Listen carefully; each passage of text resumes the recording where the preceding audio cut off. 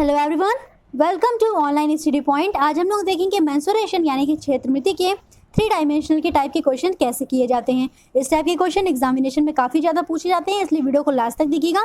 काफ़ी अच्छे अच्छे क्वेश्चन आपको आज करवाए जाएंगे। इससे पहले कि मेंसुरेशन के 2 डायमेंशनल वाले क्वेश्चन 2 वीडियो में हो चुके हैं, तो जिसने भी अभी तक उन वीडियोज़ को नहीं देखा है जाकर के देखिएगा, काफ़ी अच्छे क्वेश्चन उसमें भी करवाए गए हैं। ठीक है, ओके तो चलिए स्टार्ट करते हैं मेंसुरेशन का 3 डायमेंशनल। आज देखिए पहला आपका डायग्राम क्या दिख रहा है, घनाभ का। घनाभ यानी कि क्यूबॉइड का डायग्राम दिख रहा है। क्यूबॉइड वो क्या होते हैं, ये 3 डायमेंशनल में आयत को अगर हम बनाएंगे तो 3 डायमेंशनल में क्या बनता है, वो क्यूबॉइड की तरह बनता है। ठीक है, जैसे कोई बर्फ का टुकड़ा है तो वो क्यूबॉइड हो गया। तो अब देखिए लेंथ है, ब्रेथ है और हाइट है। इसका हम लोग को पृष्ठीय क्षेत्रफल पूछा जाता है, कुल क्षेत्रफल पूछा जाता है और आयतन पूछा जाता है। तो इसका पृष्ठीय क्षेत्रफल क्या होता है, 2 टाइम्स ऑफ, ब्रैकेट में हो जाएगा लंबाई प्लस चौड़ाई और गुणे में ऊंचाई। कितना हो जाएगा, 2 टाइम्स ब्रैकेट में लंबाई प्लस चौड़ाई गुणे में ऊंचाई। कुल क्षेत्रफल क्या होता है, तो कुल क्षेत्रफल होता है लंबाई गुणे चौड़ाई प्लस चौड़ाई गुणे ऊंचाई प्लस ऊंचाई गुणे लंबाई, और बाहर किससे मल्टीप्लाई कर देंगे, तो 2 से मल्टीप्लाई कर देंगे। और इसका आयतन क्या होता है, तो आयतन इसका होता है लंबाई गुणे चौड़ाई गुणे ऊंचाई। ओके, यहाँ तक एकदम अच्छे से क्लियर। अब देखिए बेलन होता है ये, यानी कि सिलेंडर। सिलेंडर में कैसे पृष्ठीय क्षेत्रफल, कुल क्षेत्रफल और आयतन निकालते हैं। तो सिलेंडर का जो कुल क्षेत्रफल होता है वो होता है 2 पाई आर ब्रैकेट में आर प्लस एच। क्या होता है, 2 पाई आर ब्रैकेट में आर प्लस एच, जहाँ पे आर क्या है, तो आर है इसकी त्रिज्या, एच क्या है, तो एच है ऊंचाई। और इसका पृष्ठीय क्षेत्रफल क्या होता है, तो पृष्ठीय क्षेत्रफल होता है 2 पाई आर एच। क्या होता है, 2 पाई आर एच होता है। ठीक है, इसका आयतन क्या होता है, तो पाई आर स्क्वायर एच होता है। किसका, तो बेलन का आयतन क्या होता है, पाई आर स्क्वायर एच होता है। अब देखिए शंकु का आयतन क्या होता है, उसका पृष्ठीय क्षेत्रफल क्या होता है। तो ये शंकु का डायग्राम है। ठीक है, कोण का, इसका पृष्ठीय क्षेत्रफल जो होता है पाई आर एल होता है, जहाँ पे एल क्या होती है, लेटेंट हाइट होती है। लेटेंट हाइट मतलब तिर्यक ऊंचाई। तिर्यक ऊंचाई कैसे निकाली जाती है, वही आप लोग पाइथागोरस थ्योरम लगाओगे। तो पाइथागोरस थ्योरम से एल की जो वैल्यू निकलेगी वो अंडर रूट में H square plus R square, क्या हो जाएगा, अंडर रूट में R square plus H square से हम लोग एल की वैल्यू निकाल सकते हैं। ओवरऑल ये समझ में आ गया कि शंकु का जो होता है पृष्ठीय क्षेत्रफल वो कितना होता है, तो ये बराबर होता है पाई आर एल के। उसके बाद इसका कुल क्षेत्रफल किसके बराबर होता है, तो कुल क्षेत्रफल बराबर होता है पाई आर ब्रैकेट में आर प्लस एल के। कुल क्षेत्रफल में ध्यान दीजिएगा, बेलन के और सिलेंडर के में ब्रैकेट में आपको आर प्लस एच लगाना है, ब्रैकेट में आपको एल प्लस आर इसमें लगाना है। ठीक है, ये चीज़ ध्यान दीजिएगा कुल क्षेत्रफल वाले में। किसमें, तो बेलन और शंकु में। ठीक है, अब देखिए इसका आयतन क्या होता है शंकु का, तो ये होता है 1/3 पाई आर स्क्वायर एच। इसको याद करने की ट्रिक देखिए, बेलन है, अगर हम बेलन में से शंकु को काटेंगे तो ये कितने शंकु निकलेंगे एक बेलन से, तो एक बेलन से निकल रहा है 3 शंकु। कितने शंकु निकल रहे हैं एक बेलन से, 3 शंकु। देखिए एक ये हो गया, हमने कट कर लिया इसको, एक इधर वाला शंकु, एक ये बच गया और एक इधर वाला शंकु ये बच जाएगा। तो एक बेलन को कट करने से 3 शंकु निकलते हैं। तो बेलन का आयतन पाई आर स्क्वायर एच है, इसलिए शंकु का आयतन क्या होता है, तो 1/3 पाई आर स्क्वायर एच हो जाता है। अब याद रहेगा, बेलन का पाई आर स्क्वायर एच और शंकु का होता है 1/3 पाई आर स्क्वायर एच। अब देखिए घन पे आते हैं, यानी कि क्यूब पे। तो क्यूब का वॉल्यूम क्या होता है, इसका पृष्ठीय क्षेत्रफल क्या होता है और कुल क्षेत्रफल क्या होता है। तो क्यूब क्या होता है, जिसकी सारी भुजाएं बराबर होती है उन्हें हम लोग कहते हैं क्यूब। जिसकी सारी भुजाएं बराबर हो उसे घन, और जिसकी आमने सामने की भुजा बराबर हो 3 डायमेंशनल उसे क्या कहेंगे, तो उसे कहेंगे घनाभ। ठीक है, अब देखिए घन का पृष्ठीय क्षेत्रफल 4a स्क्वायर। घन का पृष्ठीय क्षेत्रफल क्या होता है, 4a स्क्वायर, जहाँ पे a क्या है, तो a इसकी भुजा है। कुल क्षेत्रफल क्या हो जाएगा, 6a स्क्वायर के बराबर हो जाएगा। कुल क्षेत्रफल कैसे निकालते हैं, तो ये हो जाएगा 6a स्क्वायर, जहाँ पे a क्या है, तो a इसकी भुजा है। उसके बाद इसका आयतन निकालेंगे, लंबाई गुणे चौड़ाई गुणे ऊंचाई करके, तो a क्या आ जाएगा, a का क्यूब आ गया। ठीक है, इतना क्लियर। अब देखिए स्फेयर में, स्फेयर का देखिए क्या क्या होता है, गोला यानी कि स्फेयर। जैसे कि 2 डायमेंशनल में सर्कल होता है, उसी तरह से 3 डायमेंशनल में स्फेयर होता है। ठीक है, अब देखिए इसका कुल क्षेत्रफल और पृष्ठीय क्षेत्रफल दोनों समान होता है। आपसे इसका कुल क्षेत्रफल ही पूछा जाता है, इसका पृष्ठीय क्षेत्रफल नहीं होता है। ठीक है, तो कुल क्षेत्रफल इसका क्या होता है, ये होता है 4 पाई आर स्क्वायर। क्या होता है, 4 पाई आर स्क्वायर होता है। आयतन क्या होता है, तो 4/3 पाई आर क्यूब होता है, जहाँ पे आर क्या है, तो आर इसकी त्रिज्या है गोले की। ओके, अब एक लास्ट देखिए अर्धगोला, इसके बाद फिर हम आते हैं क्वेश्चन पे। अर्धगोला यानी कि हेमिस्फेयर, इसके क्वेश्चन भी एग्जामिनेशन में काफ़ी पूछे गए हैं। तो इसका पृष्ठीय क्षेत्रफल याद रखिए 2 पाई आर स्क्वायर होता है। क्या होता है, तो 2 पाई आर स्क्वायर। कुल क्षेत्रफल पूछेगा तो आपको नीचे वाला भी ऐड करना पड़ता है, इस वजह से इसमें 2 पाई आर स्क्वायर में प्लस पाई आर स्क्वायर कर देते हैं। तो कुल जो क्षेत्रफल आता है वो होता है 3 पाई आर स्क्वायर के बराबर। और अर्धगोला है तो गोले का आधा उसका आयतन होगा, यानी कि कितना होगा, 2/3 पाई आर क्यूब होगा। जैसे कि गोले का आयतन कितना है, 4/3 पाई आर क्यूब है, तो अर्धगोले का क्या होगा, 2/3 पाई आर क्यूब होगा। ओके, उसी तरह से अर्धगोले का जो पृष्ठीय क्षेत्रफल होता है वो इसका आधा हो जाएगा 2πr²। और अगर कुल पूछेगा तो इस नीचे वाले को आपको जोड़ना पड़ता है, इसलिए इसमें πr² और ऐड हो जाता है, तो आपका हो जाता है 3πr²। होप सो आप लोगों को फॉर्मूले एकदम अच्छे से क्लियर हो गए होंगे। तो ओके, क्वेश्चन नंबर फर्स्ट देखिए आपकी स्क्रीन पे है। किसी घनाभ की विमाएं दी गई हैं 12 मीटर, 10 मीटर और 8 मीटर है, तो इसका आयतन तथा कुल क्षेत्रफल ज्ञात करना है। ठीक है, तो इसकी लंबाई कितनी दी गई है 12 मीटर की, चौड़ाई कितनी दी गई है 10 मीटर की, ऊंचाई कितनी दी गई है तो ये दी गई है 8 मीटर की। आपसे पूछ रहा है कि इसका आयतन तथा कुल क्षेत्रफल क्या होगा। तो हमने अभी आपको बताया है कि घनाभ का आयतन क्या होता है। तो घनाभ का आयतन जो होता है वो होता है लंबाई गुणे चौड़ाई गुणे ऊंचाई। तो लंबाई गुणे चौड़ाई गुणे में ऊंचाई, यानी कि 12 × 10 × 8। तो 12 8 कितना हो जाएगा, 12 8 96 और गुणे 10 करेंगे तो 960 मीटर क्यूब क्या आ जाएगा, तो आ जाएगा इसका आयतन आ गया। ठीक है, तो घनाभ का आयतन क्या आ गया 960 मीटर क्यूब आ गया। और क्या पूछा है, कुल क्षेत्रफल पूछा है। तो कुल क्षेत्रफल का फॉर्मूला क्या होता है बताइए, घनाभ के कुल क्षेत्रफल का फॉर्मूला क्या होता है। तो ये होता है 2 टाइम्स ऑफ लंबाई गुणे चौड़ाई प्लस चौड़ाई गुणे ऊंचाई प्लस ऊंचाई गुणे लंबाई। ओके, अब इसमें सबकी वैल्यूज़ को आप पुट करिए तो क्या हो जाएगा, देखिए सबकी वैल्यू 12 × 10 प्लस 10 × 8 प्लस 8 × 12। ठीक है, अब इसका कैलकुलेशन कर लीजिए। तो इसका कैलकुलेशन आप लोग करिएगा, इसका कैलकुलेशन करने पे आएगा 592 मीटर स्क्वायर। याद रखिएगा क्षेत्रफल जो होता है वो मीटर स्क्वायर में आता है यूनिट, और जो आयतन होता है यानी कि वॉल्यूम होता है वो मीटर क्यूब में आता है। ठीक है, और परिमाप वगैरह जो पूछा जाता है तो परिमाप जो होता है वो मीटर में आता है, जैसे कि 2 डायमेंशनल में हमने आपको बताया था। यहाँ तक क्लियर हो गया। क्वेश्चन फर्स्ट क्या दिया था कि किसी घनाभ की विमाएं हैं 12 मीटर, 10 मीटर तथा 8 मीटर है, तो इसका आयतन तथा कुल क्षेत्रफल ज्ञात करना है।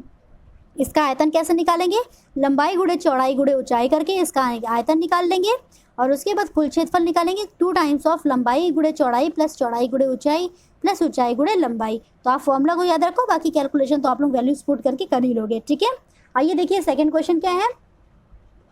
तो सेकंड क्वेश्चन अब आपकी स्क्रीन पे है, देखिए क्या है।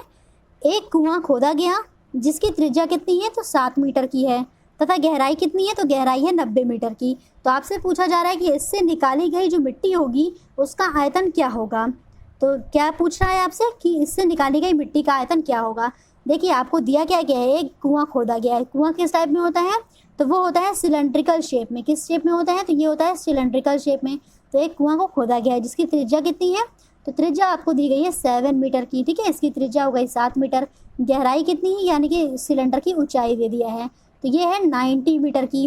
गहराई कितनी है, तो ये है 90 मीटर। आपसे क्या पूछा है, मिट्टी का आयतन क्या होगा। अब देखिए इसको जब हम खोदेंगे तो इससे जो निकाली गई मिट्टी होगी, यानी कि इसका आयतन बराबर होगा किसके, सिलेंडर के आयतन के। तो अगर आप लोग सिलेंडर का आयतन निकाल लो, वॉल्यूम निकाल लो, तो आपको पता चल जाएगा कि उससे निकाली गई मिट्टी का आयतन क्या होगा। ठीक है, तो सिलेंडर का आयतन का हमने आपको फॉर्मूला क्या बताया है। तो सिलेंडर का जो आयतन होता है वो बराबर होता है किसके, πr² के। यहाँ पे r क्या है, तो r है रेडियस, उसकी वैल्यू कितनी है, तो ये है 7 × 7, 2 बार है, रख लिया। ऊंचाई क्या है, तो ऊंचाई है 90 मीटर। ठीक है, पाई की वैल्यू क्या होती है, तो ये होती है 22/7 × 7 × 7 × 90। एक 7 से एक 7 कैंसिल हो जाएगा। ठीक है, मल्टीप्लाई करिए सबका, तो कितना आ जाएगा 22 × 7 × 90। तो आप इसका मल्टीप्लाई करोगे तो ये आ जाएगा 13,860 घन क्यूब। ठीक है, घन मीटर क्यूब, इसको लिख सकते हैं घन मीटर, या फिर लिख सकते हैं 13,860 मीटर का क्यूब। तो ये तीनों दोनों आपका क्या हो गया, आंसर आ गया। ठीक है, यहाँ तक एकदम अच्छे से क्लियर हो गया। जो समझाना चाह रहे थे आपको मेन, कैलकुलेशन बेसिस पे ज़्यादा आप फोकस मत करो, आप फोकस करो कि आपको क्वेश्चन कैसे निकालने हैं। तो देखिए एक कुआं खोदा गया जिसकी त्रिज्या 7 मीटर की तथा गहराई इसकी 90 मीटर है, तो इससे निकाली गई मिट्टी का आयतन क्या होगा। तो आपने बना लिया कुआं किस टाइप में होता है, सिलेंडर के शेप में होता है। हमने बना लिया सिलेंडर, उसकी त्रिज्या आपको दी गई थी, गहराई दी गई थी, तो उससे निकाली गई मिट्टी का आयतन पूछ रहा था, यानी कि आप सिलेंडर का आयतन निकाल लोगे वही होगा जो उससे निकाली गई मिट्टी का आयतन है। तो हमने निकाल लिया सिलेंडर का आयतन। सिलेंडर का फॉर्मूला क्या होता है आयतन का, πr²h। πr² क्या हो गया, सिलेंडर का आयतन हो गया। यहाँ पे आपको r दिया है, h दिया है, आप इसकी कैलकुलेशन करोगे और सॉल्व हो जाएगा। ठीक है, पाई की वैल्यू आपको पता होनी चाहिए 22/7, इसके अलावा कुछ भी नहीं है, कैलकुलेशन करोगे आ जाएगा, बस इस पे ज़्यादा आपको ध्यान देना है। ठीक है, ओके, तो क्वेश्चन आपको एकदम अच्छे से क्लियर है। क्वेश्चन नंबर 3, किसी शंक्वाकार तंबू के आधार की त्रिज्या 7 मीटर तथा ऊंचाई 24 मीटर है, तो टेंट बनाने में कितने वर्ग मीटर कपड़े की ज़रूरत पड़ेगी। अब देखिए आपको यूनिट यहाँ पे दिया है वर्ग मीटर, तो आपको इससे गेस कर लेना है कि आपसे क्या पूछा जा रहा है। यूनिट दिया है आपको वर्ग मीटर, यानी कि आपको क्या निकालना है, तो आपको निकालना है इसका क्षेत्रफल। कौन सा क्षेत्रफल, तो पृष्ठीय क्षेत्रफल। ठीक है, देखिए समझिए, ये एक बना हुआ है शंक्वाकार तंबू। शंक्वाकार तंबू के जो आधार की त्रिज्या है वो है 7 मीटर की, और इसकी ऊंचाई जो है वो कितनी है, तो ऊंचाई है 24 मीटर की ऊंचाई है। ठीक है, शंक्वाकार तंबू के आधार की त्रिज्या है 7 मीटर, ऊंचाई है 24 मीटर के बराबर। उसके बाद आपसे पूछा है कि कितने वर्ग मीटर कपड़े की जरूरत पड़ेगी, तो हमें कैसे निकालना है बताइए। इसका पृष्ठीय क्षेत्रफल अगर हम लोग निकाल लें तो काम बन जाएगा। तो जितने मीटर कपड़े की जरूरत होगी उसकी पृष्ठीय क्षेत्रफल के बराबर होगी। तो हमने अभी आपको फॉर्मूला में बताया था शंकु का पृष्ठीय क्षेत्रफल क्या होता है, तो ये बराबर होता है पाई आर एल के। यहाँ पे आपको एल की वैल्यू नहीं दी गई है, एल की वैल्यू निकालनी पड़ेगी। पाई की वैल्यू रख लीजिए 22/7, आर की वैल्यू है 7, एल की वैल्यू आप लोग निकाल लो। कैसे निकालोगे, अंडर रूट में 7 का स्क्वायर प्लस 24 का स्क्वायर, तो 7 का स्क्वायर क्या हो जाएगा 49, 24 का स्क्वायर क्या होगा बताइए, 24 का स्क्वायर हो जाएगा 576, 49 प्लस 576 ऐड होगा तो ये कितना आएगा, तो ये आ जाएगा 625, और इसका आप लोग रूट निकालोगे तो ये आ जाएगा 25 के बराबर। ठीक है, तो 25 मीटर जो है वो आ गई एल की वैल्यू, एल की वैल्यू आ गई 25। आपको यहाँ पे एल की वैल्यू रख देना है 25 मीटर। 7 से 7 कैंसिल हो गया, 22 में मल्टीप्लाई हो जाएगा 25 का, तो आपका आंसर क्या आ जाएगा, आपका आंसर आ जाएगा 550 मीटर का स्क्वायर। ओके, तो क्लियर हो गया, क्या आ गया 550 मीटर का स्क्वायर। ये आपका आंसर आ जाएगा कि कितने वर्ग मीटर कपड़े की ज़रूरत होगी, तो 550 वर्ग मीटर कपड़े की ज़रूरत होगी। ओके, देखिए क्वेश्चन नंबर 4 आपके स्क्रीन पे है।